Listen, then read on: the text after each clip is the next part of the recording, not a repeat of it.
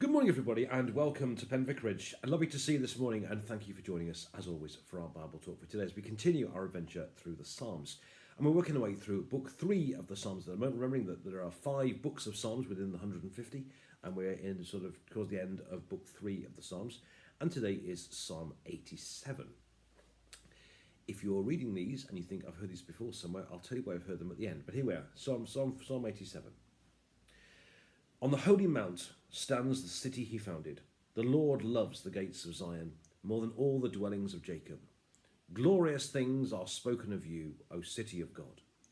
Among those who know me, I mentioned Rahab and Babylon, Philistia too, and Tyre with Ethiopia. This one was born there, they say. And of Zion it shall be said, this one and that were born in it. For the Most High himself will establish it. The Lord records, as he registers the peoples, this one was born there. Singers and dancers alike say, all my springs are in you. And this is the word of the Lord. Thanks be to God. Okay, if you're wondering where you heard those words before, Glorious Things of Thee Are Spoken is a wonderful hymn written by a guy called Newton, who wrote a lot of lovely hymns, actually. He wrote Amazing Grace. He wrote How Sweet the Name of Jesus Sounds, and I'm sure others as well. He wrote this lovely that hymn, Glorious Things of Thee Are Spoken, quoting from Psalm 87 here. Now, what's going on here? Essentially, as I would give you the kind of the context, we're not entirely sure. It's a Korahite psalm. It's called a psalm or a song. It's meant to be. It was written by, I think they were temple singers, the Korahites were. So we don't know particularly what was going on at the time, and I'm not sure it's that important here anyway. The psalm is essentially in 3 sections. You've got verses 1 to 3, which is the kind of bit at the beginning. You've got 4 to 6, which is the kind of bit in the middle, and you've got the kind of verse 7 tailing off at the end as well. So let's take the 3 sections one each at a time. The first section, as I say, is verses 1 to 3. And it's really, this is what you might call a Zion psalm. And now Zion is one of the words for Jerusalem. When David first took the city, or took Jerusalem as a place and established it, it was on Mount Zion. Now, it's interesting because several psalms, like Psalm 46 and one or two others, talk a lot about Zion and so on. The thing with it is, though, and then they wax on about what a wonderful place it is, and so on and so on and so on. The irony is this: I've been there, as many of you may have been there as well, and in reality, it's a hill just outside the city wall. I mean, it really is not very big at all. And it talks about this glorious place called Zion, this great big mountain and everything else. And I do think there's a kind of air of irony in here, because in reality, it kind of isn't. It's a hill. You could climb it. It's not very big. It's by no means an Eiger or an Everest. I mean, they are impressive mountains. Zion really isn't. But I think the key is that it's, and this is what you have to see. It's not Zion itself. It's great because God established it. And I think that's what we need to understand, is that of itself, Zion is no great place. It's just a hill, really. And I say not a particularly big one. But it's great because God has established it. And that's the thing. It's not great of itself. It's great because God has made it great. And you see this actually through the Bible. The great men and women of the Bible are almost always people who are generally kind of weak of themselves. And yet God entered them and God made them great. So they weren't great of themselves, but God made them great. Look at the great prophets. Look at Moses, the man who couldn't speak, but God gave him the ability. Look at Isaiah, who was unclean, but God took his sins away. Look at Jeremiah, who was only a child, but God made him great. And again and again and again, God uses the small and makes them great. And that's what's going on here with Zion. God takes a small hill, but because God is there, that makes it great. And of course, if you go into the New Testament, I mean, Jesus picked a right room group of disciples. I mean, he really did. I mean, these were not sort of highly educated professionals, you know. I mean, who were they? They were quite characters. These were burly fishermen and so on. And they really were quite a lot of characters, really. You know, I mean, the Rock, who ran away at the kind of wrong moment when Jesus was in trouble. Yeah, 2 of them were ambitious. 2 of them were terrorists. 1 of them was a traitor, and he was the treasurer. I mean, it goes on and on and on. I mean, it's just, I mean, Jesus took ordinary people and made them great. And I think that's the thing to remember with Zion, actually, that God takes a small hill, but because God is there, God makes it great. And because God has made it great, that's what makes it glorious.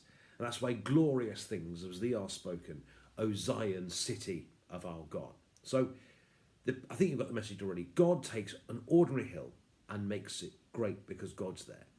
And actually the church today is not always full of, fantastically amazing, talented, gifted, intelligent people. It's full of ordinary people like you and I. But ordinary people, the weak of the world, if you like, God being in them makes them great. God takes ordinary people and does extraordinary things in them and with them. So that's the message of Zion. Glorious things of thee are spoken, O Zion, city of our God. That's what we need to remember. And remember that God is with you, and through God, you and I are capable of amazing things, which is brilliant. So that's the first section. It talks about Zion and why Zion is great. It's basically a hill just outside Jerusalem. It's great because God's there, because it's God's city. Then he goes on to talk about what you might call the renown of God's city. And because God's there, because it's great, it's well known across the world. And people from there are great too. And he mentions people that, he says, amongst those who know me, he's really me who recognize it. And he mentions quite a few places, some interesting places. Rahab, who's not here talking about the prostitute in the book of Judges. That's a different one. Book of Joshua, I should say. Rahab here is code for Egypt. So Egypt knows what's going on here. Then Babylon. Now Babylon's a place in modern day Iraq. And of course eventually they were to take over. They were to invade and take people into exile. So he talks about Egypt and Babylon, which is the Assyrian Empire, what you call Iraq today. Philistia, that's an area quite close to Israel, with whom they had many battles. It was the Philistine, of course, that Samson took on, and so on. David took on Philistine, I should say. So Philistia is mentioned there, of course. Tyre and Ethiopia, of course, which is a place a long way away. So again, what he's saying is the renown, God's greatness in Zion is known amongst great places like Egypt and Assyria. Also closer places like Philistia and Tyre. But also it's known to the ends of the earth, like Ethiopia. And of course, when the first disciples were commissioned after Jesus had rose again from the dead, they were to send up the message to Jerusalem, which is the local town, to Judea, the local area, and to Samaria, the next local area, and to the ends of the earth. And so the renown of Jesus gets known across the world as well. The greatness of Jesus, as the greatness of Zion here, it gets known across the world, both near and far. And then, of course, at the end, you have this lovely picture in verse 7, really, about singers and dancers alike say, all my springs are in you. Now, this, I think, is a lovely picture, actually, of running water, but a great picture of joy. It's picked up in more detail, really, in Ezekiel chapter 47. Look it up at your leisure. Goes into, he talks about a stream that comes out of the temple and flows out to the nations. And if you read Ezekiel 47, the stream gets bigger and bigger and bigger, and greater and deeper and deeper. And then things start to grow on its banks because it becomes a blessing. It gives joy and life. It gives life to the people around it. He talks about a stream coming from the temple, from God's house, and flowing to the nations here.